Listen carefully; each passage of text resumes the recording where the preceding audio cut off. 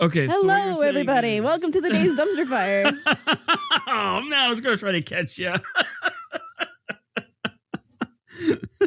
I was going to really try to get you in something awkward like, oh, yeah, then we got some hot ankle action going on.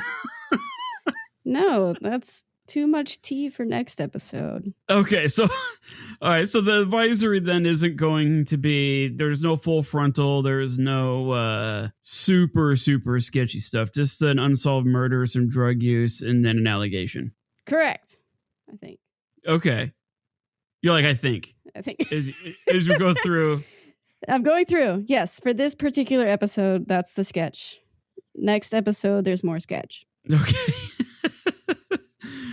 All right, well, fine. If you want to be all prudish about it, we won't put all the really risque stuff in here, like some shoulder action and... Next episode, I promise. You'll even get shirtless boxers and Speedos. Oh, hey, sign me up, because now we're going back to my dad when he was wearing leopard skin Speedos. I'm sure the audience is really confused right now.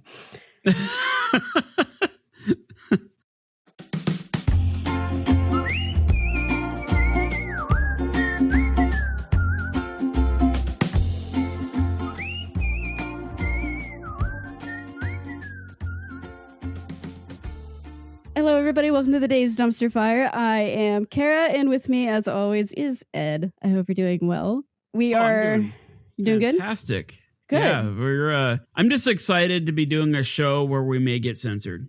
Right? It's very exciting. If you haven't caught on yet, I'm going to be talking about censorship in Hollywood. So I have a fun little 3-part series for everybody here about the Hays Codes that were put into place in 1934 and changed movies and arguably American culture forever.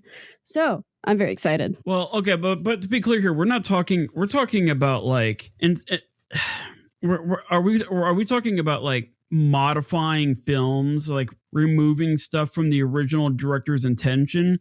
Or are we talking about coming up with a system that would warn people that, hey, this may not be suitable for certain audiences? We are talking full-on censorship. So films were cut. Films where they have like weird watermarks or something on them where it blocks certain things. And then we also have the certain type of censorship where they'd have people take things out of scripts before the film was made. That was how the Hays Codes worked. So you couldn't make a film until it was approved by the organization, and then you'd get the stamp of approval, and then you can go and make your movie. So pre-code films were actually cut. Okay. That's why a lot of pre-code films are either really short or you can't find them anymore. Some of them were lost. Some of them you have like the full film, which is great. And pre-code is wonderful. We're going to talk about that next episode. But all the fun things, I'm really excited. So it's almost like we take like a Renaissance era painting, and it's almost like Da Vinci had to do like a rough sketch of what it is that he wanted to do. Then the patron would be like, no, I want it done this way. And then like Da Vinci saying, no, screw you, I'm going to do it my way. He does it his way. And then the patron comes back and says with a big black marker, nope, we're going to have it like this. And this is the final result. It's more like there's a middleman who says, nope, we're doing it like this before the patron even sees it. Okay. Yeah, that's not going to cause any conflict whatsoever. No, it's not going to fall apart. We're not going to get some of the best movies that were ever made with a lot of sexual innuendos. Wink, wink. It's great. Yeah.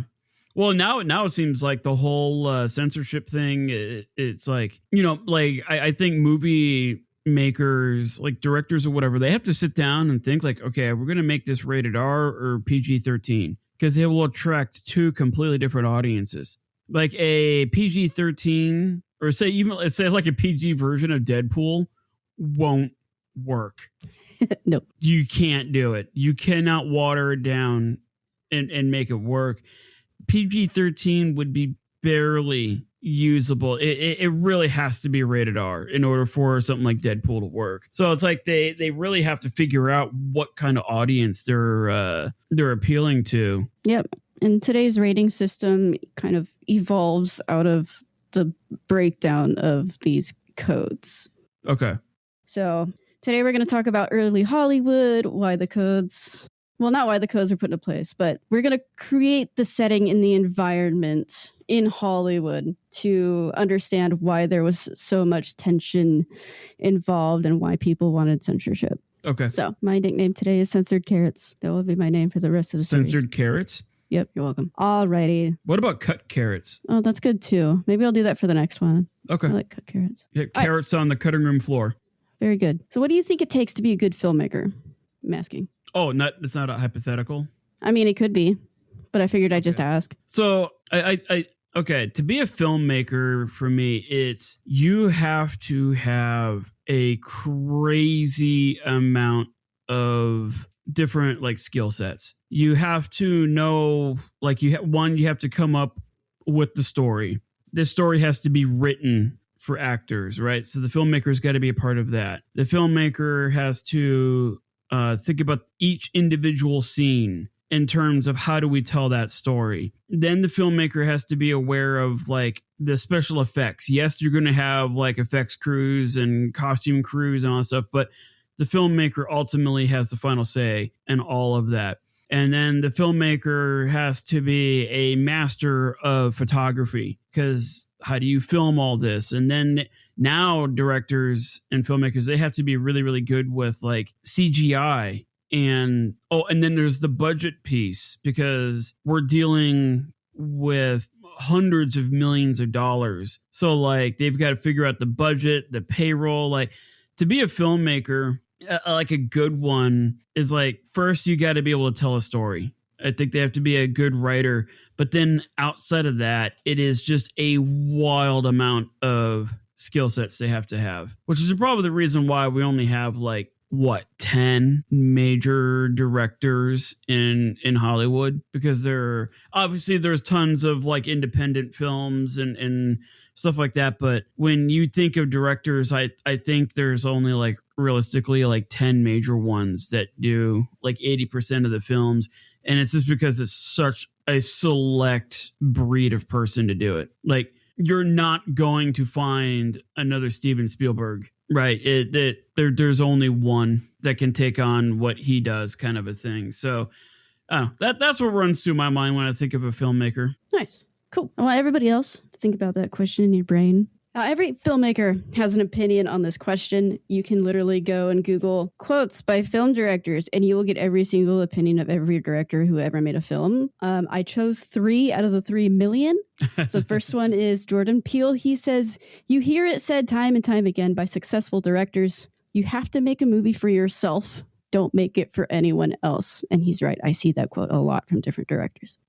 That applies to podcasting. Applies to any kind of art form, I think. I hope this doesn't lose our audience, but I personally make this show for myself first. Like, I don't want to say I run the show, because I don't. You and I run the show, but I purposely do this show so that I get my takeaway from it. I learn something from it. And then if anybody else wants to hop on for the ride, cool. I do this for myself first, which sounds really selfish, but I don't know. I think it would be a terrible show otherwise. Yeah, I think there has to be some sort of amount of passion in there.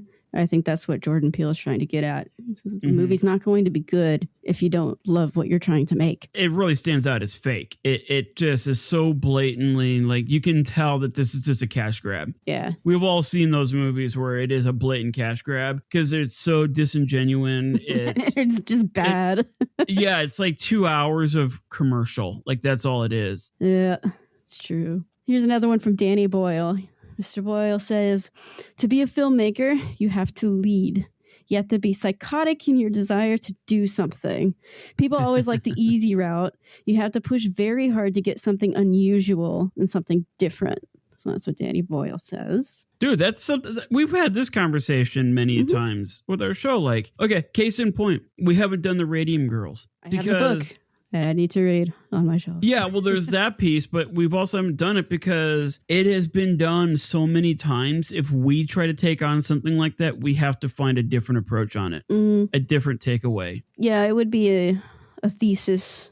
Yeah, it would have to be a like we would have to try to pull something out of it that's not the same as just repeating what everybody else has already done. Or like the Titan sub, right? Like we haven't done that one. Now that we know like kind of what happened, okay, what can we do? What can we do to get something unusual or something different out of it than what has already been done? So like those are conversations that we've had many, many times. I'm liking what you're picking here for quotes. It's really resonating. Here's the last one. This one's my favorite one. Mr. George Lucas says, but having a really good understanding of history, literature, psychology, sciences is very, very important to actually being able to make movies. Yep. And that's basically what you said when you you gotta have that you gotta have that wide range of skill sets, man. You gotta be familiar with everything. I don't know, when they released Star Wars Episode 1 on DVD back in the day, I remember that back when DVDs, they were cool because they had like how they made the movie. Mm-hmm. I loved them.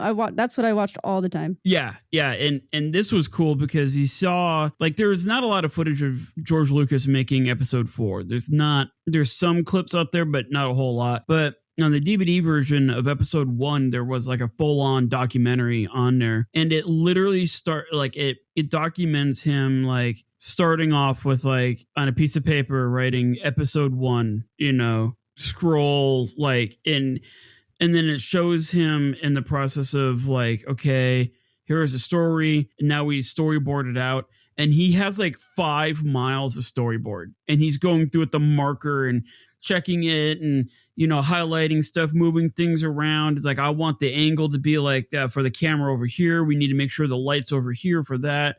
We got to use CGI for this and that. And you watch him go through that thought process, and it is incredible because he's thinking everything from the actors to the story to the message that he's trying to deliver. How does the light determine that? How does every little movement, every little thing go into the story? And you have to be familiar with a lot of different things to make it work. Otherwise, people will see right through it. Oh, yeah. And I think the more you dive into film history, the more you can understand why that is. For this particular series, I am not going to go super deep into all of the film history that ever was, that ever will be, because we will be here for a very, very long time. That would be a PhD dissertation. It'd be so much. Yeah. There are really good documentaries that I can point you to. There are some really good books that I can point you to. But we are not going to do that today. What I am going to do is I'm going to ask some rhetorical questions just for my audience friends to think about. So what is film to you? Why do we as a culture love the art form so much? And what if I told you that film and censorship have a very close and complicated relationship, despite the fact that the two concepts are seemingly polar opposites? Film history is a subfield of history that is seemingly very popular here in the States, probably because so many of us love the movies. Do I? But I think because of our topic in this series, we forget that early film and Hollywood have some surprising themes surrounding social issues and taboo topics, or at least what we thought was taboo. And with taboos comes censorship. Always. In Hollywood, the most impactful attempt at regulation and censorship was what was called the Hays Codes. They were an attempt to enforce guidelines that ensured that the film that was being released was morally clean and family-friendly. Think of the children. But as we saw with Prohibition, that doesn't sit well with people whose binding law of the land is made up of can-dos, not cannot-dos. So can I throw a little bit of an engineering perspective into this? Sure. You're like, oh, great. What's that? I need to have like a little I got to have a little soundbite that's like, oh dear, another rant by Ed. So like, you're right. Like the whole the censorship thing and the filmmaking thing are like diametrically opposed opposites, but yet you kind of have to have them. And reason being, in engineering, the best engineering solutions, the best fixes or whatever, the best stuff gets designed in a world where there are constraints. If there are no constraints and you can just be like, oh yeah, engineer whatever you want, right? It's like you tell a kid, here's a tub of Legos, go build something, and it will suck. It'll be like a stack of bricks and that's it. But if you tell the kid like, okay, you can use no more than 200 pieces. It has to be a car, and it has to be so big, and it has to be able to fit so many like little Lego figures in it. Go. Okay, now you're going to get something a bit more interesting. And so, like, I think the censorship thing probably inadvertently does that, where it puts a constraint on writers and filmmakers and directors and producers in terms of, like, okay, well, we can't do it this way, so how do we get around it? And then that's where the best stuff comes out. Yes, that's going to be our episode 3. And in fact, I was saving this quote for episode 3 for that exact reason.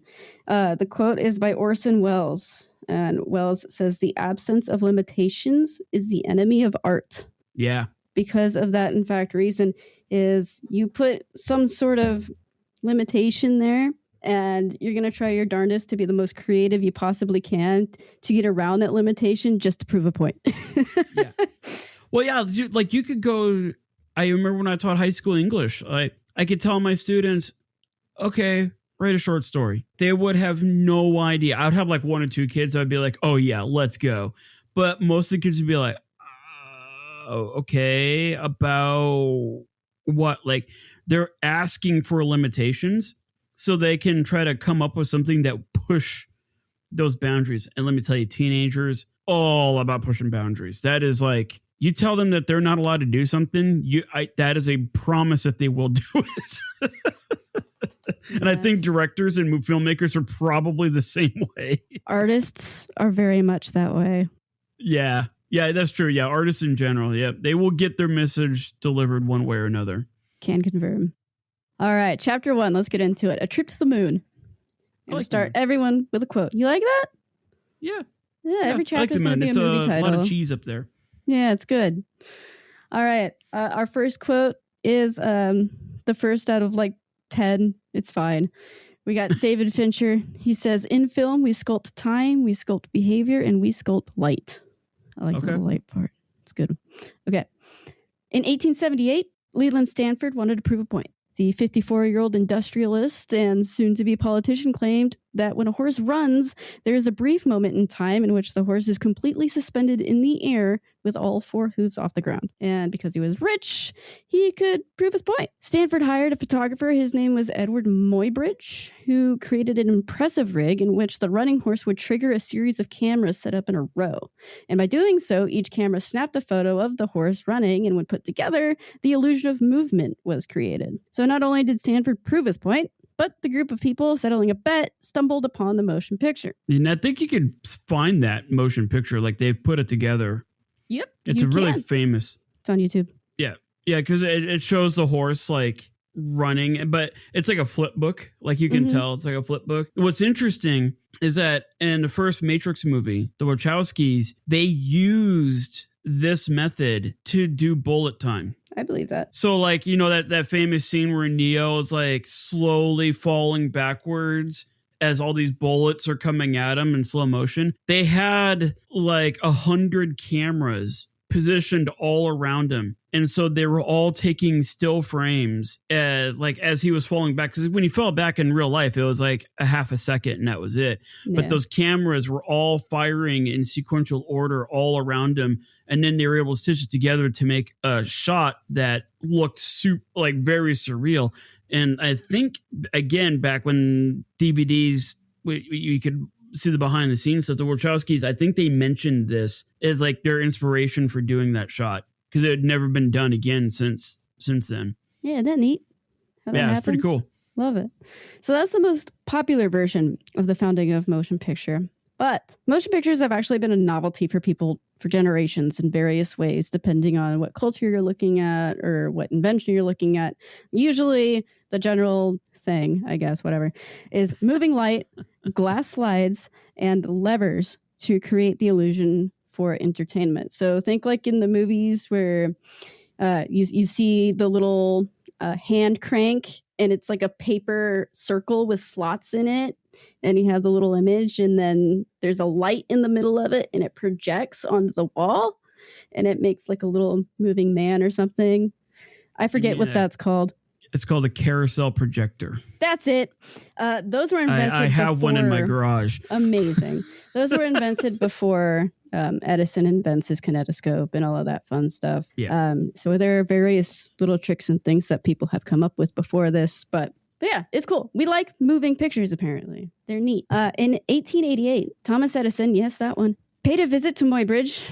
Actually, I think it was the other way around. Muybridge paid a visit to Thomas Edison, and they wanted to collaborate. Edison initially declined after talking to Muybridge, and then he promptly went to go to the patent office to patent a device that would record moving images like his invention. He's a mixed bag. Like he did invent a lot of things, but he also maybe borrowed a lot of things and put his name on it. Yeah, he did that.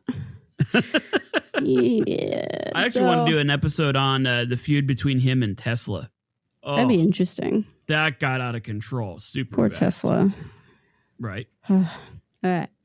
So he called his device, and sorry, I skipped this part. So he went to the patent office and he patented this device that would record moving images like his invention, the phonograph, which recorded sound. That's where he got his inspiration from what I read. He called this device the kinetoscope. Edison and his assistant William Kennedy Dixon worked for the next few years to make the kinetoscope come to life. And finally, in 1891, the kinetoscope was presented at a convention. And in 1893, it had its first public demonstration. So it took a couple years, but they finally got it up and going. And 1893 was the first time our lovely little kinetoscope was presented to the public. Now, just picture this in your brain, if you can, or Google a picture of it. That's probably easier for some friends. The kinetoscope was a wooden cabinet about 18 inches by 27 inches by 4 feet high. So yeah, it's kind of weird. Look it up. And it has a peephole in the top. Nothing sounds portable quite like the first part of that description is. It's a cabinet. It's a wooden cabinet, literally. You can open it. It's probably about the size of a kitchen, like a singular kitchen cabinet. Yeah. There's a peephole on the top where people would look like they would look in, and it almost looks like goggles that are up there, and you look in there and you watch super short films on various topics. In 1894, the first kinetoscope parlor opened up, in which multiple kinetoscopes were held in a room and people would pay to look through them, kind of like old school arcades. Like you put a nickel in there, you'd check out your little 30-second film, and then you move on to the next one. It was actually like the first YouTube, if you think about it. Oh yeah, I like that too. I could see that. Yeah, you'd go there to see like basically what YouTube shorts are. Yeah, I could totally see that. And it's not quite the Nickelodeon. We're not quite there yet, but we'll get there. That same year, Edison and his staff built a tiny itty-bitty studio that was painted black and had the ability to rotate with the sun to better control the light for the film to capture. It's kind of neat. It was called the Black Maria, and there is a reconstruction of it at the Edison Museum in New Jersey, if you want to see what it looked like. Yeah, one of the problems that they had with film back then is that it was laboriously slow to expose. So you needed a ton of light. That's why they made it so that it faced the sun. I used to be an actual like wedding photographer. And so like I studied a lot of this stuff in my 20s and 30s. And maybe I should have been a director because I have a lot of really weird backgrounds. But yeah, like film back then was done on like almost like on like glass plates, and then you would have to like run them really, really fast, or you print them on paper. That's what that kinetoscope thing, right? You look down to the top of the cabinet and it's like a flip book sort of a thing. But yeah, even in the 1920s and 30s, film, because you had to run 24 frames per second, your exposure at best was 1/24th of a second. And so the actors couldn't move as fast. Actors had to be very, very careful about how fast they moved and everything, because it would be super blurry or they would disappear. And then even still, like they would have these super, super intense lights. So like in the early days like this, they had to rely on the sunlight to get enough light to expose this film. Yep. Which is just crazy to think about. Hence the Black Maria. Like if you look at a picture of it, it's literally a box on a spinny platform on some rails in a circle so they could follow the sun. Yeah. It's a trip. It's cool though. So the first few films that were made were one was called A Man Sneezing. That's exactly what it sounds like. And another is called The Kiss. And again, that's exactly what it sounds like. Oh boy. And as you can imagine, The Kiss was It was a risque piece of film because you didn't have a lot of imagery of people kissing at the time. So that was a big deal. This is still like Victorian era stuff. Like we're in the 1890s. So yeah, we're still, we haven't gotten to the 1910s yet. Yeah. So like, I mean, like you didn't make out in public like you do today. Yeah. I couldn't. To me, it was just weird. It grosses me out to see people sucking face at a restaurant. But like, yeah, that I can see that being like, because what's the next step from a kiss? You know, that's how they looked at it, is like, okay, we're now getting closer to two people having sex in public than not. Right.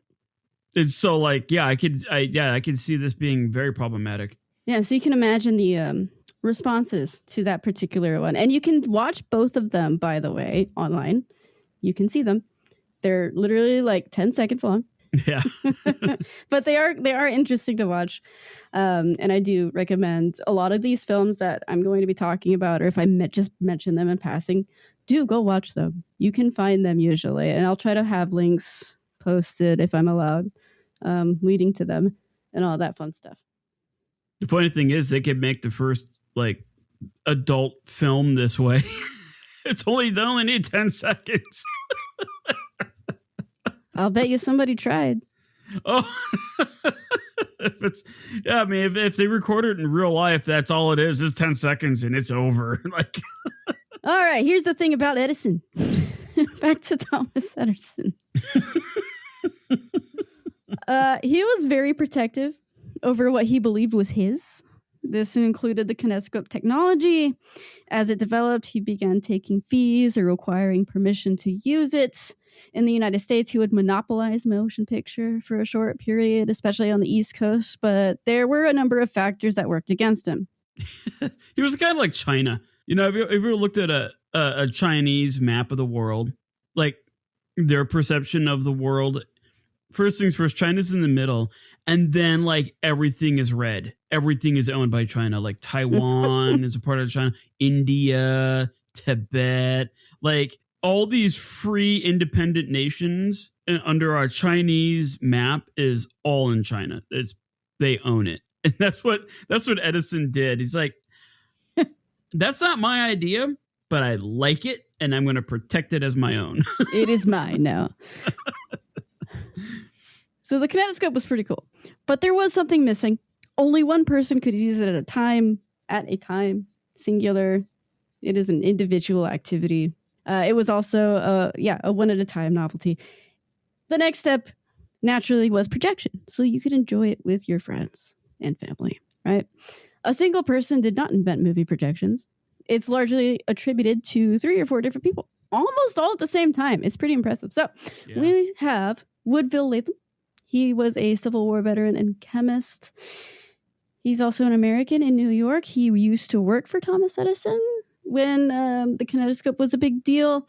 And he used the kinetoscope as a foundation, and with the help of some other former Edison employees, to, I'm sure, the chagrin of Thomas Edison, created a device that projected motion pictures in 1895. It wasn't perfect, and the projected image was pretty blurry, small, and shaky, but it was there. The next one is Auguste and Louis Lumiere, French, and their name means light. Louis Lumiere. Yeah, whatever. Their name means light, French which is a good time. Beautiful, by the way. Thank you. I try real hard. Anyway, in France, in 1895, around the same time as Latham, the two brothers created a similar camera and projector system, just a little bit different. They called their invention the cinematography. We call it now cinematography. That's the word that we use today. This is where it came from, and are often remembered as the brothers who created cinema. However, as we know now, there's more than just these two guys. Here's the last one, which I found really fascinating, and I wish I could find more information on it, but it's one of those unsolved things. We have Louis Le Prince. He was another Frenchman. He also created projection moving pictures earlier than our other friends. He created this in 1890, before Edison, on a trip to the United States from France. He planned on displaying his invention after getting it patented. However, he mysteriously disappeared on the train. His suitcase was gone. He was gone. The source of his disappearance is still lost to history. But while Edison and Lumiere brothers are often credited with being the first to create the motion picture, many wonder if Prince should have some share of that credit. And I think people are working hard to give him that. I think there's two things that could have happened. Okay. So, because he said he disappeared from a train. That's what they say. Okay. So I think he probably got either abducted by like some like cabal of film manufacturers, like Big Cinematograph, right? Okay. Like he got abducted by that and he refused to hand over the patent, so they killed him and threw him in the ocean. Cool. The other thing was that he was probably on the train and he was hanging out like between train cars, and he's like, man, that would be a cool shot. And he was leaning over like, this would be a really, really cool shot. Because there's that famous scene where the train was approaching the camera and everybody in the theater freaked out and started to like, oh my God, we're going to get run over by a train. That was the Lumiere brothers. So like he probably was like leaning over, just trying to get a shot, and then fell out of a moving train. And I could see that. And now he's splattered in the side of a mountain somewhere. Oh, poor guy. R.I.P. It's got to be one of the two things. Yeah, we don't know for sure. So I will not hold a fact, but without proper evidence. But it is interesting. The films created by the Lumiere brothers, Edison, and those that followed were primarily short novelty films. They were usually less than a minute long, and they were treated as a feat of innovation. So like the film that you were talking about with the train moving to the screen, that was one super famous one. The Lumiere's first film was just a bunch of ladies walking out of a warehouse. Oh, yeah. And I was watching a documentary, which I thought was really interesting. They were talking about this, saying it was a spectacle, like a sight, more than it was something for a narrative like we see it now. So this would be something that you'd see at the World's Fair or at like the fair, or little theaters would eventually pop up. But this was more of a cool technological marvel rather than like a formal work of art. Well, and the train one doesn't get enough credit. So anybody that has ever gone to film school, they study the train one because it is a train coming up into a train station. And nowadays we don't think anything of it. But remember, film is really, really, really hard to expose. It takes a long time. So to get around that, you can open up your lens to let in more light. So it helps speed the exposure process up. The problem is that it destroys your depth of field. It makes it super shallow. So when they filmed that train coming in, they literally had to, and they only had like one shot at it. They had to manually adjust the focus of that train as it was coming in, as it was approaching the camera. They had to adjust the focus at the same rate that the train was coming in. Otherwise, it like the tip of it would have been in focus and the rest of it would just be blurry and you'd see nothing. Instead, they opened it wide up so they could expose a fast moving train like that. Granted, it was probably moving like 5 miles an hour, but then they had to adjust the focus as it was coming in. Very, very hard to do. I bet. It sounds hard. Especially by hand. And film was not cheap back then. Like it was an investment. So anyways, side note, I always thought that was fascinating. Oh yeah, no, for sure. All right. So in France, as the Americans are viewing this as a technological feat, it's cool. It's a novelty. And then we move on, right? Yeah. In France, artists and innovators would take it very seriously. The film industry owes much to France, apparently. And before Hollywood became Hollywood, women would make their mark on moving pictures. Alice Guy Blanchet, whatever. She was working as a secretary at the French film company Gaumont. The owners told her that she could use film equipment owned by the company if her secretarial work was done. She would become one of the first film directors ever, period. Ever. Not first woman film director, first directors. Yeah. I feel like this is the badass chick of the episode. There's numerous.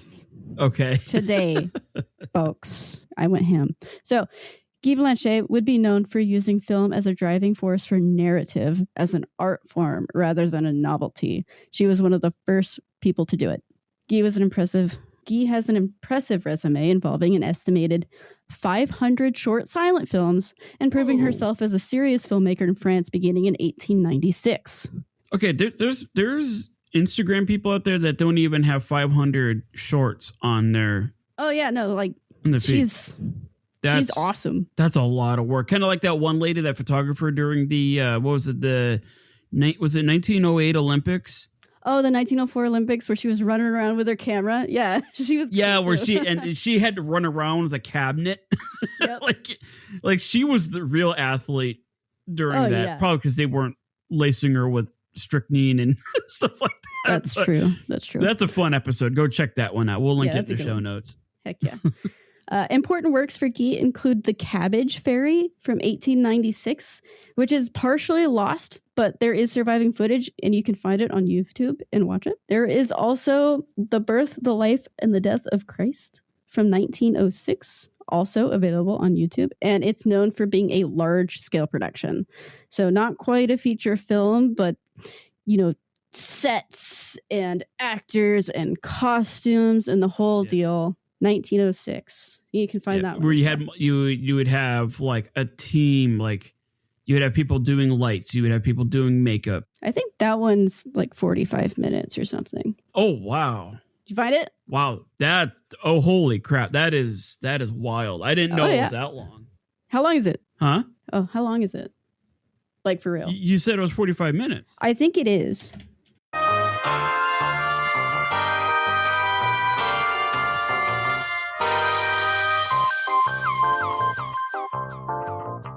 Okay, it's 33 minutes. I was pretty close. 10 minutes That's off. It's still pretty long. And if you think about it, you said it was 33 minutes. Yep. Okay. And then there's 60 seconds in a minute, right? So what is that like? Sorry, I'm typing and it's probably loud. That's what editing is for. Clock, clock, clock, clock, clock, clock. Yeah, a mechanical keyboard. Clock, clock, clock, clock, clock. Yeah. So you got 33 minutes times that by 60. Okay. That makes sense. So that's 1,980 seconds. And there are 24 frames per second. So multiply that by 24. Okay, that's 47,520 frames. Mm-hmm. Okay, and if we divide that, we'll say each frame is 12 inches? No, I'm sorry. Well, like every second is... No, I think every second is 24 inches of film, if I remember correctly. So that would be multiplied by 24. I think this is correct. So we're looking at like 1,100... Or I'm sorry, 1,140,000 like inches of film she had to go through. That sounds about right. So each roll of film in the early 1900s was about 1,000 feet long, which equates to 11 to 15-ish minutes. So it's about 3 rolls of film at 1,000 feet long. Yep. Yeah, that's because that would be 3,000 feet. Yeah. Yeah, so 3,000 feet times that by 12 inches. Well, no, that comes out to 36,000. So I must have my conversions wrong. I probably have my conversions wrong on how many frames are per second or like per foot of film, but just know still, that's a lot of film. That's a lot of film for 1906. It was a big production. It was cool. You can watch it. What I think was the coolest thing about doing this research is you can look at all these super old films and you can find them and watch them. There are a lot of old films that have been lost to history for whatever reason, but there are some that have survived, and it's been super fun watching them all. I personally love it when you see some of these old films, like the Running Horse one. Yeah. And then on YouTube, it's like in 4K. And you're like, great. It was made in 1896. No, it's not. It's not 4K. It's stacked. It's a GIF. It's over 100 years old. Yeah, it's and then like you bring it up on your phone and it says it's in like Dolby Atmos. Like, no, it's not. There's no sound. It's silent. Silent. There was no sound. Yes, everybody, just know we do not have sound in film till 1927. So yeah, just like people, come on. That's so funny. As I go watch my running horse from 100 years ago, over 100 years ago in 4K, 120 frames per second with Dolby Atmos, all 3 to 4 seconds of it. All right. So Guy Blanchet would be the first of many women in these early film days to build the industry of film. Women are an important part of our story here. One historian in an interview I watched said Hollywood was built by women, immigrants, and Jews. I think she's right.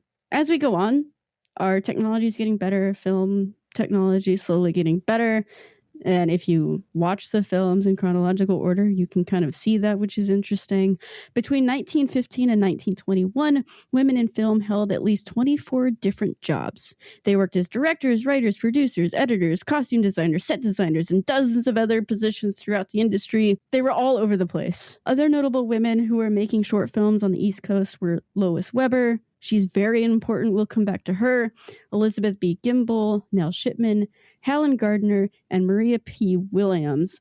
Williams and another filmmaker in particular I want to note were actually making African-American films, which were shown in the segregated Jim Crow South. So they were making special films for African-American audiences. And I think you can still find some of those as well. And those are just as interesting. So this phenomenon have like full black actors? Some of them did. So I went down this rabbit hole for next episode, but they began with actors in blackface and they slowly started integrating actual black actors for these films. They were called race films and they were made in the 1910s for Southern audiences and primarily black audiences. Women in film. This phenomenon was worldwide as jobs in the movie industry were more open and flexible, which gave women more freedom to work in the industry compared to others. While Guy Blanchet was making her films, another French director would make waves of his own. His name was Georges Méliès, and he would become known for his imaginative storylines and impressive special effects. He produced hundreds of films in varying degrees of imagination. An important work was one of his most famous films in film history, one of the most famous films in film history, called A Trip to the Moon. It came out in 1902. You can still watch it on YouTube. Another one that he made was a movie called The Haunted Castle, which is usually attributed as the first horror movie that ever came out. And what it is basically a bunch of cool little film tricks where he makes things disappear and then reappear and little special effects that he was able to do. He used a lot of set design and prop making and things like that to make his movies really stand out. They're actually really impressive for the period they came out in. So this is a perfect example of how Kara thinks about things and how I think of things. So like you're looking, you said like this is like the first horror film ever made. Not A Trip to the Moon. I'm looking at it. What's that? Not A Trip to the Moon, but the castle one. No, okay. The other one, the haunted, that haunted house one. I look at it in terms of like that was the first like major film that utilized all of the special effects that were available at that time. Like that was the Marvel movie of the day. Mm-hmm.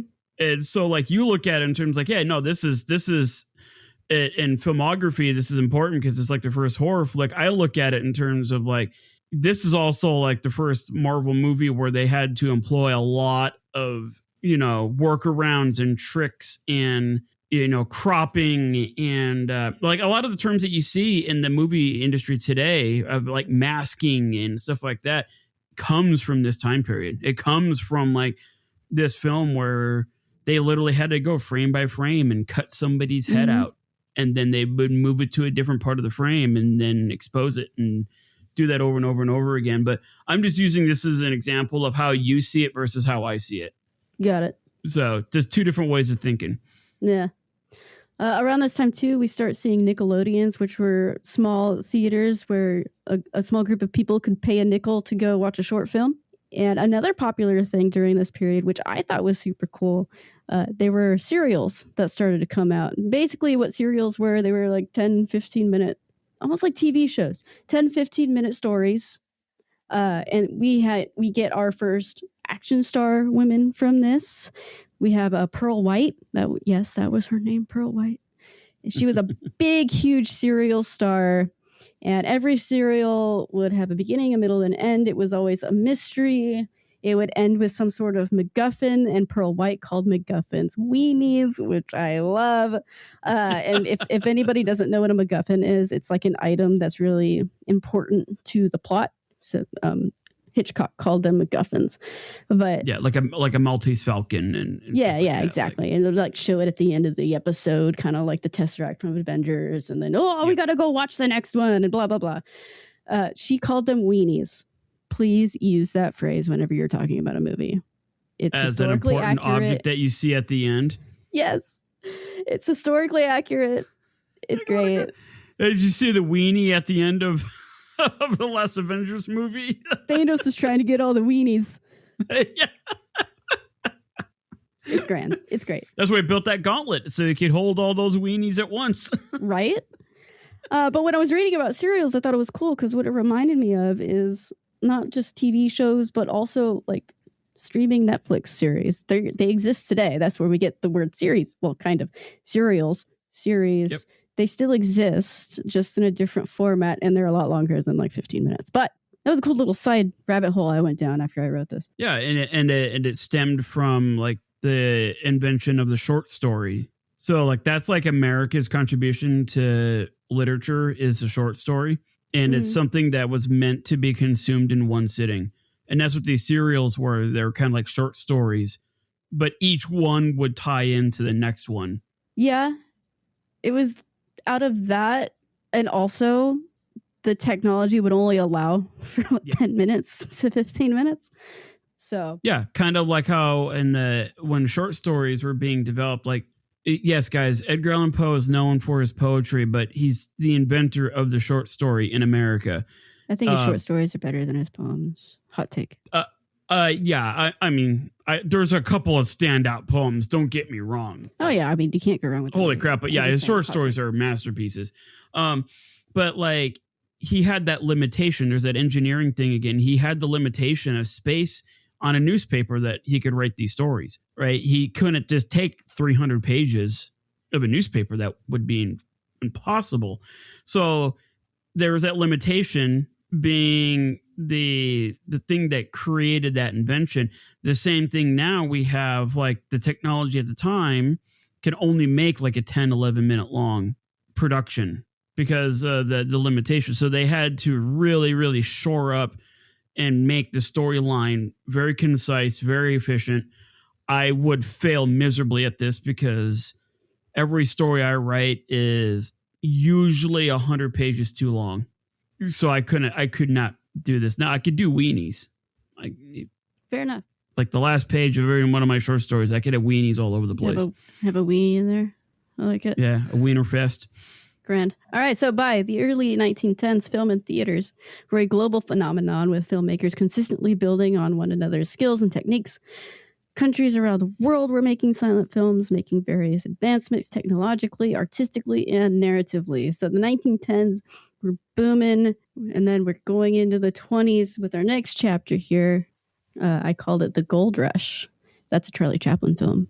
Oh, I thought we were going back to like 1849, but... No, we're moving along. We're chugging along here. All right, our next quote is from the one and only Alfred Hitchcock. He says, "If it's a good movie, the sound could go off and the audience would still have a pretty clear idea of what's going on." That is, oh my gosh, that is amazing.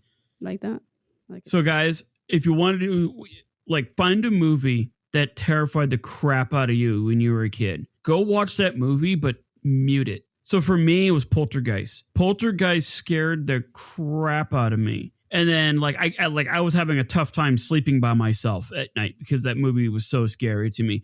And then my grandfather was like, okay, watch it again, but turn off the sound. And so I watched it, and it is the funniest freaking thing I've ever seen.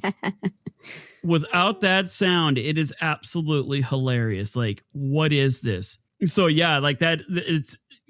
So if it's a really, really good movie, you could be able to turn off the sound, and people would get an idea of what was going on, which you can do. Like, you can tell like what's going on in Poltergeist without sound. It's just funny. Yeah, that's fair. All right. Disclaimer here. Anybody with any knowledge will likely tell me at some point after listening to this, Kara, you talked about France and you were talking an awful lot about the US, but what about Germany, Russia, Japan, Britain, and India, and all these other countries who are making film? And you would be 100% correct. But we would also be here for hours discussing all of the innovations that had to happen in film history to make it to where we are today. And honestly, I would love to do that, but that is not why we're here. Today, our dumpster fire takes place in the US, which became the center of movie making by the early 1920s. In the earliest days of film, most movies were coming out of New York and New Jersey. Our old friend Thomas Edison was becoming notoriously sue-happy, hoping to keep his control over American film. He often sued anybody making movies that he believed was his technology without paying a fee or asking permission. He owned key patents for moving picture technology. I get it, despite other inventors being involved. That's kind of annoying, whatever. Another limiting factor was filming conditions. Weather and, more importantly, sunlight was needed to capture moments in film. And we all, at least I hope we all know that weather in New York and New Jersey are not year-round, lovely spring, summer light. It's fine. Smaller films in this era were filmed outdoors and indoors if the lighting and equipment allowed. So we have two things going on. We have Edison and we have the need for more light. Patent laws, fun fact, patent laws in this time were difficult to enforce during this period across state lines. And what is a place that has perfect weather? Far, far away from Thomas Edison? California, because it was far away from Edison and the conditions were ideal for making movies. Movie makers began to come to Southern California in droves. The 1920s just saw this actually during the 1910s, we're seeing a massive migration west for our filmmaker friends. Well, you look at even Arizona, like old Tucson. Yeah. Like, I think this is one of the reasons why Westerns took off for such a long time, is because filming in Arizona in the middle of winter in the desert is pretty easy because it's pretty sunny. It's cool out. It's not a bad way to go. You know what's really interesting about Westerns? They were a big deal during the 1910s, and then the 1920s hit, and then they kind of fell off out of popularity. They disappeared for a little bit. And then after the codes went into place, they got huge during the 50s and 60s. Yeah. Wild. So, good old Hollywood. The first studio established in Hollywood was the Nestor Motion Picture Company. There were a handful of studios based in Los Angeles before 1911, but Nestor was the first in Hollywood, and they established themselves in 1911 in Hollywood. In the 8 years following, studios began to spring up all over town. Out of this era, 8 of the largest studios with names you might recognize come up. So we have Universal Studios, 1912. It's Karl Lammel. He's a German immigrant. Paramount Pictures, 1912.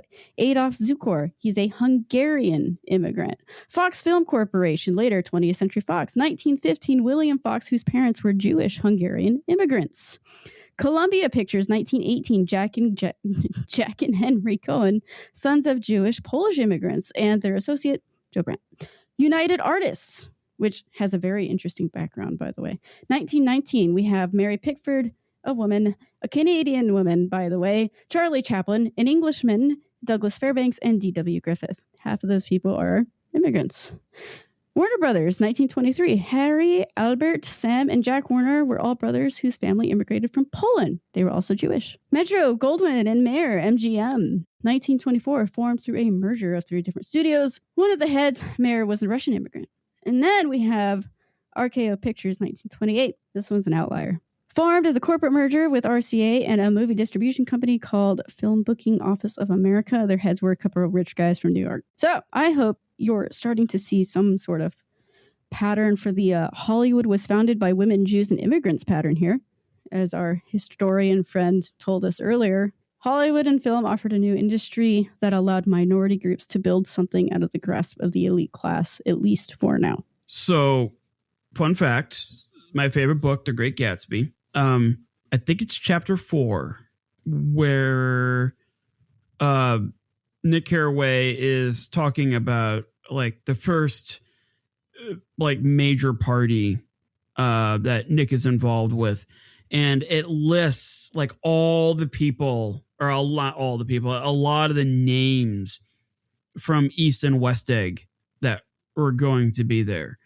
And remember, West Egg is the new money, right? These are your bootleggers, but these are also your musicians. These are your movie makers. These are your action stars and stuff like that. Like, that was your West Eggers. Those were your new money types. And if you look at those names, like almost all of them are Jewish or immigrant names that Fitzgerald put in there.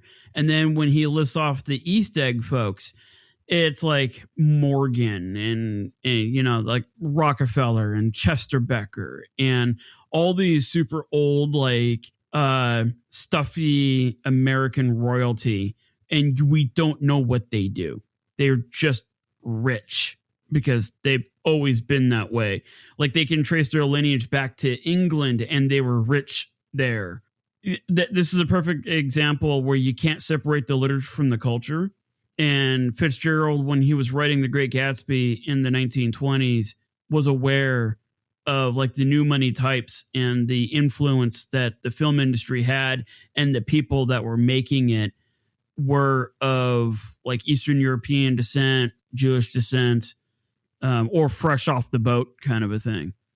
So I find that fascinating that we see that pan out here for the podcast, but it is also something that was brought up over 100 years ago in a book that you would not have assumed anything to do with filmography. Well, it's happening all over the place. In New York, It was happening in California. It was...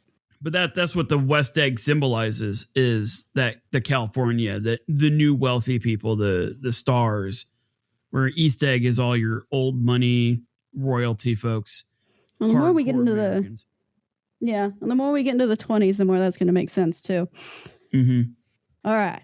So by 1915, film was becoming art, and it was becoming very, very popular. Feature films began gaining popularity, and the influence of film had begun to enter the conversation of culture, morality, and regulation. In this section, I am going to ask that you come with me and think like a historian. Historians tend to avoid the question of, was this good or was this bad? Instead, we ask, why did the public react the way it did? Why were certain audiences drawn to this work while others called for censorship? Or who got to decide what should be shown and what should not be shown? Those are the questions we would rather ask, as opposed to, what is this good or was this bad? In 1915, D.W. Griffith's Birth of a Nation was released in cinema. Upon its release, it was regarded as one of the most innovative and influential films made up to that point. The film's cinematography and structure had taken film making to a new level. However, it is also a deeply racist film, grounded in the Lost Cause mythology of the Reconstruction South, framing the KKK as the heroes of the story. The NAACP, which was put together in 1909, protested the film. The film incited riots in Pennsylvania, Ohio, Massachusetts, and Colorado. The complex was overwhelming. The complex and overwhelming public response to the film was proof of how film could affect the people who watched them. Questions about film regulation and control had already been circulating. The response to The Birth of a Nation would add to those conversations.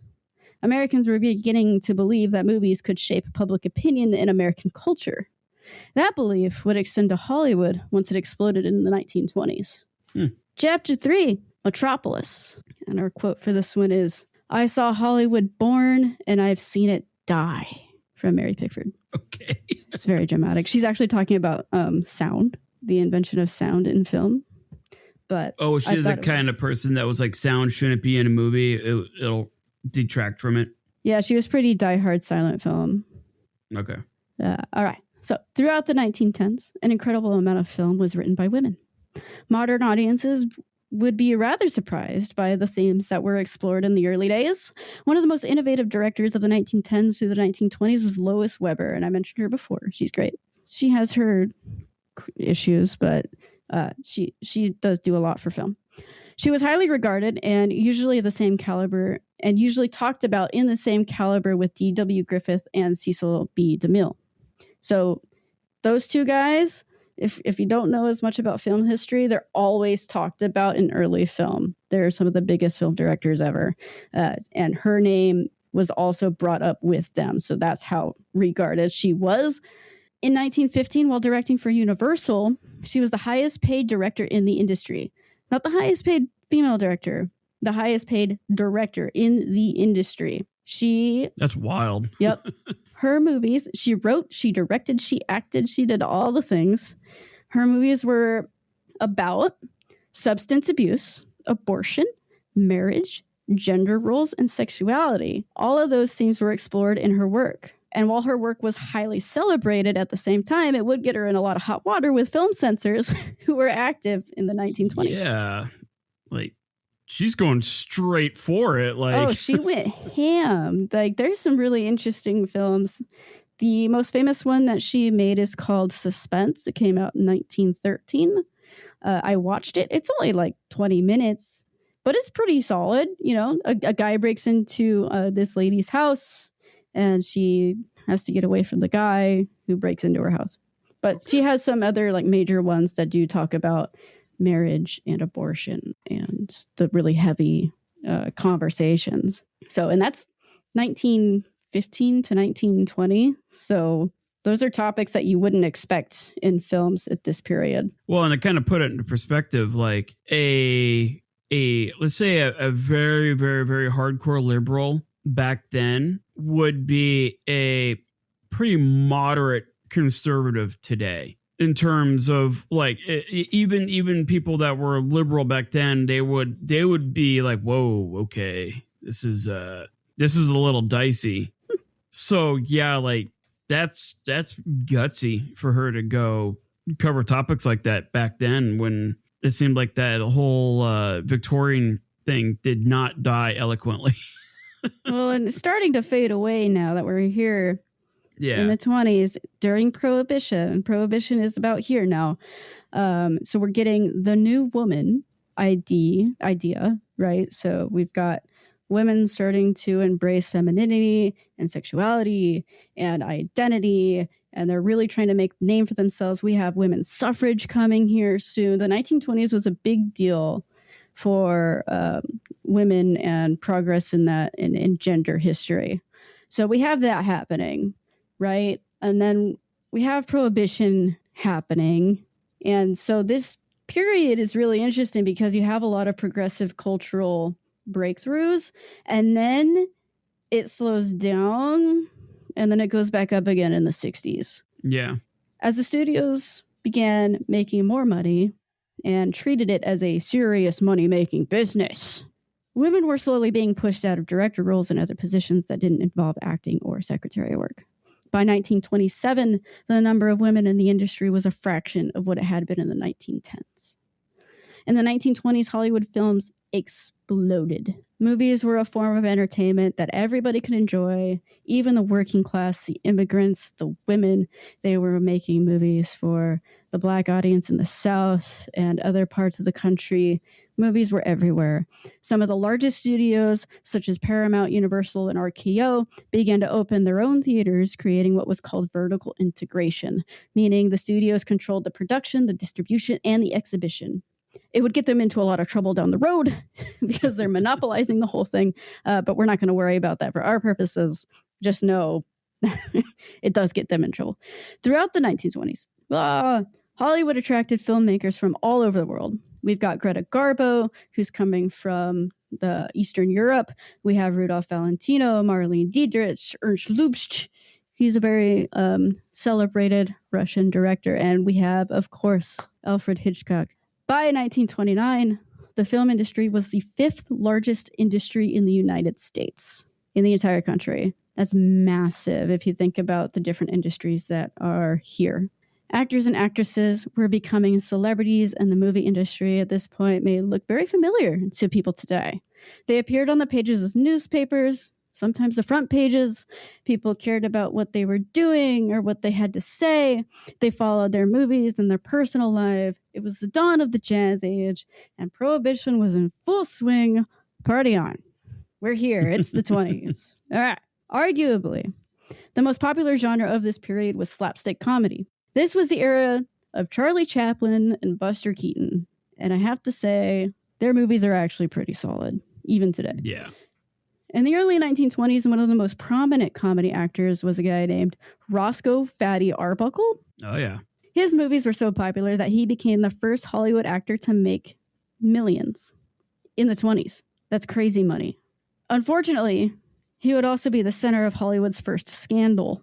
And just FYI, guys, there is some accusations of assault. You can skip it if you want to. It's not very long. I just wanted to give you a heads up. In September of 1921, Arbuckle was at a party in San Francisco. He ended up in a bedroom with actress Virginia Rapp, who had a history of health problems that came out later. He claimed that he went to the bathroom and he came out and she was in a drunken stupor on the floor. He picked her up and put her in the bed and then he left.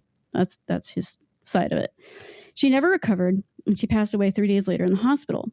One of Rapp's friends alleged, she says, that Arbuckle had assaulted her and that led to her death. There was no substantial evidence of any of those allegations, and by the time the very public trial was over, he was acquitted of all charges. He didn't do it. Despite being acquitted, however, Arbuckle would never be able to find work making movies again. I remember that, torched his career. Yep. After the Fatty Arbuckle scandal, two more Hollywood tragedies made headlines: the death of William Desmond Taylor and the death of Wallace Reid.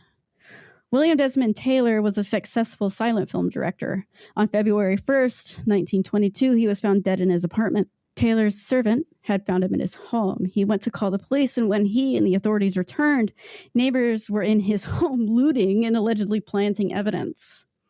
His death made news headlines, and the investigation was sensationalized.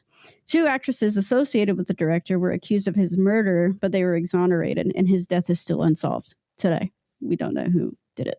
Wallace Reid was one of the most popular male actors in silent film. In 1919, during a film shoot, he was seriously injured in a stunt and was prescribed morphine for the pain. Yep. He soon developed an addiction for morphine and heroin. His addiction was so strong that it's reported that he made millions in 1920 and 21, and he spent most of it on drugs. Between 1920 and 22, he was on a strict working schedule that wore him physically and mentally. The intense working conditions and his addiction led him to check into a rehab center in December of 1922. While he was there, he caught pneumonia and he was unable to recover. He died January of 1923. So the cascading Hollywood scandals each made headlines across America. Each one brought questions of morality in Hollywood and whether it needed to be more regulated. But who should control those regulations? How would they be enforced? Who decided what could be censored and what was clean enough for exhibition? Censorship on film had been around since the beginning. So next episode, we will see how censorship in film took shape, how the Great Depression affected film and film censorship, and who took control of the fifth largest industry in the United States. And that's where we're going to leave it today. I know in the 1920s, especially the mid to late 1920s, the whole Hollywood thing was, especially in New York and all that kind of stuff, it was really, I don't want to say frowned upon, but it was just they kind of viewed it as just a never ending party, like a frat house type of thing. And then when these scandals came out, it just reaffirmed that the suspicions of the ultra reserved or ultra conservative groups on the east side, that California is just filled with a bunch of party goers and all that, and to a very large degree it's still kind of that way today. So I follow a podcaster. He lived in New York for 15-20 years, and then he moved to California, and he says it's two completely different worlds. In California, it's more laid back. It's a bit more open in terms of, relationships between humans and all that kind of stuff.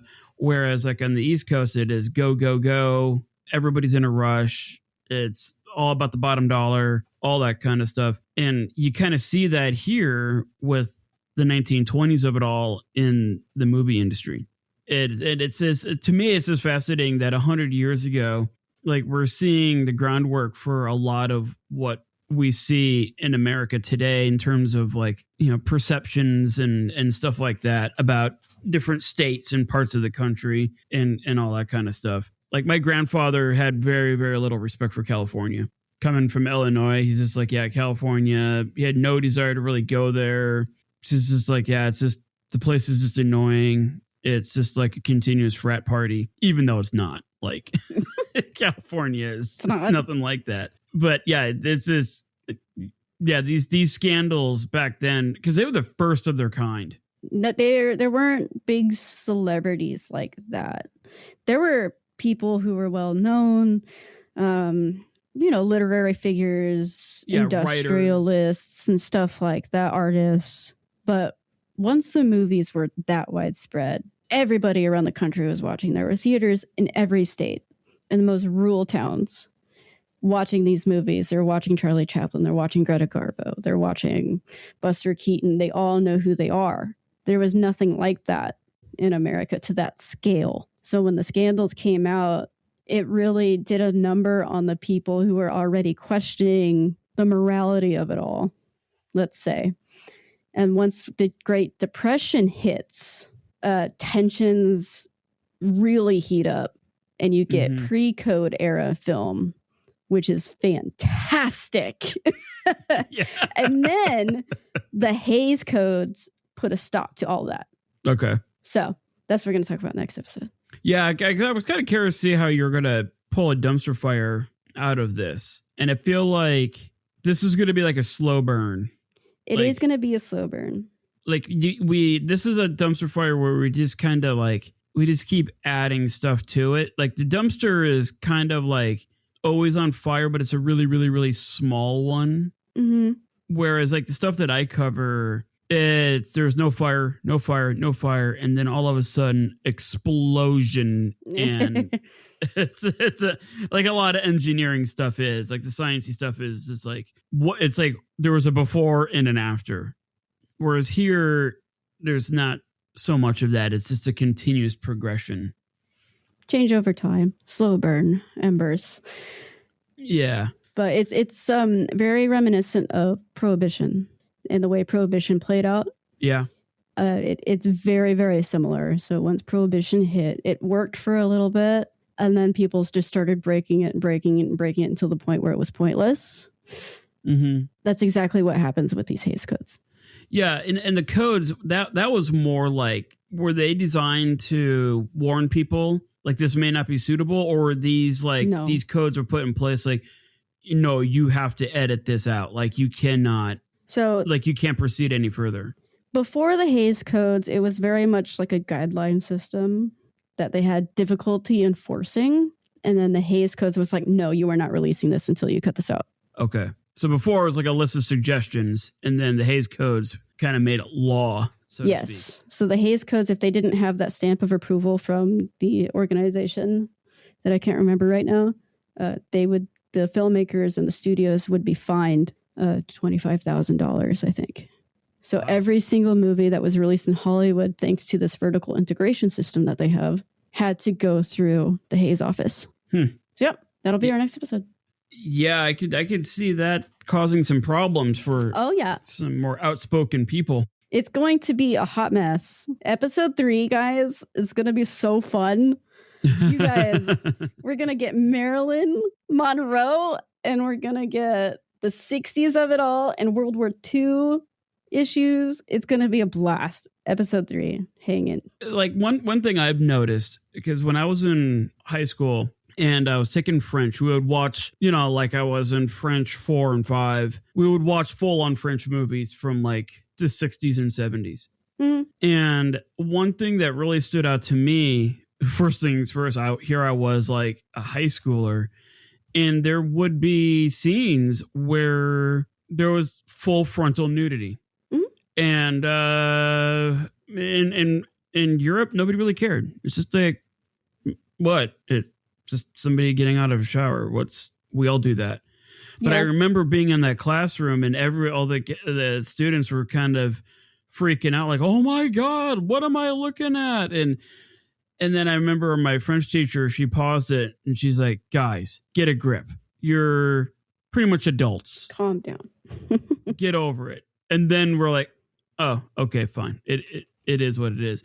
And so like in America, the whole like nudity thing is very much like a hot topic, whereas in other parts of the world, it's just like, so what? It's no different. Like seeing somebody get out of a shower and dry off and get dressed is no different than watching somebody make a pot of coffee in the morning. Like it's. Oh yeah, there are multiple variables as to why that is part of our culture. One of them, I would say, are these Hays codes and how they shaped American culture. It's not the only one, but I think it's one of many factors as to why that is. Yeah, because I've often wondered why that was the case. Like, what is it that happened in America in the 1900s that really shaped it so that seeing a pair of boobies on the old television, obviously they didn't have television in this time period, but like that would be absolutely abhorrent for anybody to watch. But then you would show the same film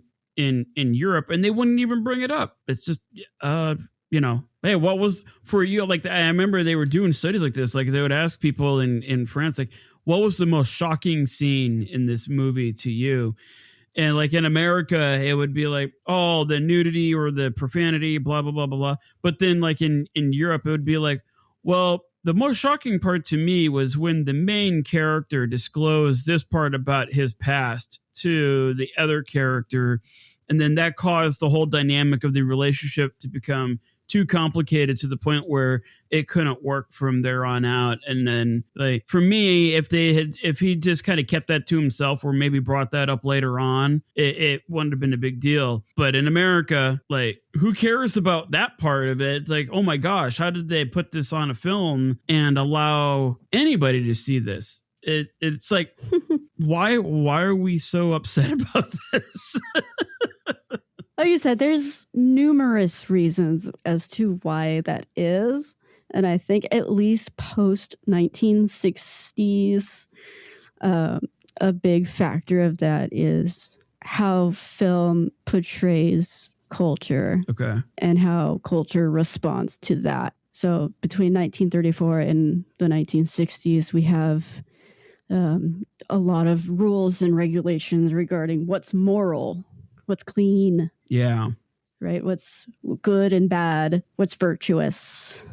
And we have this massive industry as we are starting to see a lot of influence over people, good and bad, I would say positive and negative. And it shapes, it can shape, I shouldn't say it shapes, but it can shape the way people see themselves, depending on who you are and how influenced you are and all of that stuff. I think we all have a movie that's super important to us. Like, I really felt something when I watched that, or I really empathize with this character. I feel like I could be that character, right? Mm-hmm. Everybody has a movie or a character like that, kind of like in literature, but in film, it's more widespread. Yeah. So you get more of an influence. And then that can also extend to television and then extend to streaming and on and on and on and on. So it's not like the sole great culture shifter of everything, but I think it has something to do with it. Well, and there's also the idea that problems are manufactured, especially social problems. So like you can take a concept of reproduction, right? Almost every single human being will go through the process of making another human being. Been doing it for millions of years. And that's not really a problem. That's just any living creature on Earth does that. Now, what happens in a certain time period in filming history? Well, okay, like you take somebody like Marilyn Monroe. who, like most Europeans, thought Marilyn Monroe was a very one-dimensional person. She always played like the same character. She was really like, they viewed her as, yeah, obviously very attractive, but that was all. Like that's all. Like that's fine, but that's all she could do. That's because the industry. And then now we've turned her into a sex symbol, and then like suddenly then we've got to put things in place to kind of limit that. So now we're making a problem. We're fabricating a problem that really shouldn't be that big of a deal based on the millions of years of evolution and all that kind of stuff. Like, we are making our own problems, and Marilyn Monroe was a prime example of that. Even though as a person, she was very dynamic. She was a shrewd businesswoman. Like, she knew what she was doing. Yeah, and really interesting. Yeah, she is an incredible figure. No pun intended. But she I would intend that one. That's a good pun. Like, yeah, she had a very good business sense about her and all that kind of stuff. But then she got labeled as a sex symbol, and even still, that like in other parts of the world, that's not that big of a deal. Like, okay, what she represents is no different than what every other human being represents. What's the big deal? And then we fabricate a problem out of it, and here we are with censorship and all that kind of stuff. We are getting ahead of ourselves, and we do have to end this episode. But yeah, you're right. And I just find it fascinating when it comes to censorship in general. Like, oh yeah, it is fascinating. There's like, what a lot are the to intentions behind it?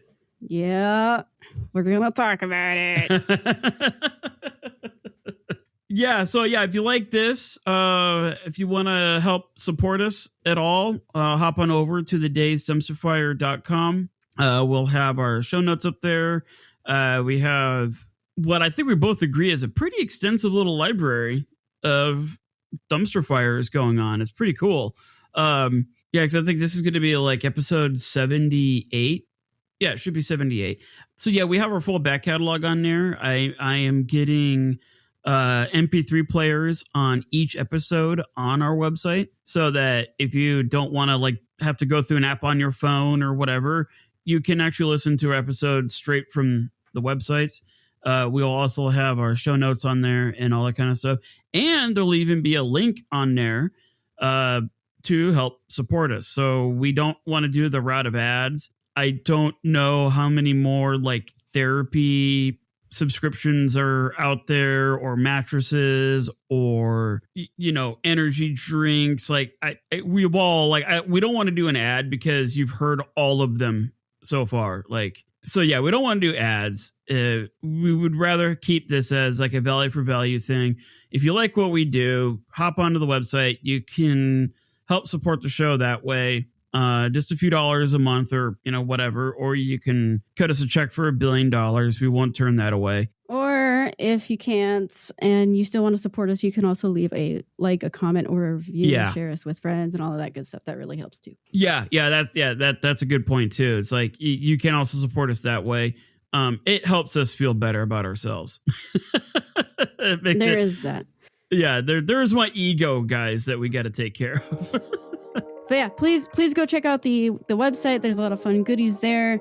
You can email us at thedaysdumpsterfire.com. And again, I know it's annoying, but the subscribe, the reviews, and all of that stuff, it does help. And I hate to repeat it over and over again. But anyway, I hope you guys have a wonderful whatever time of day it is, whatever day it is, and we will see you in the next one with censorship. Yeah, don't get censored. Try not to. Bye.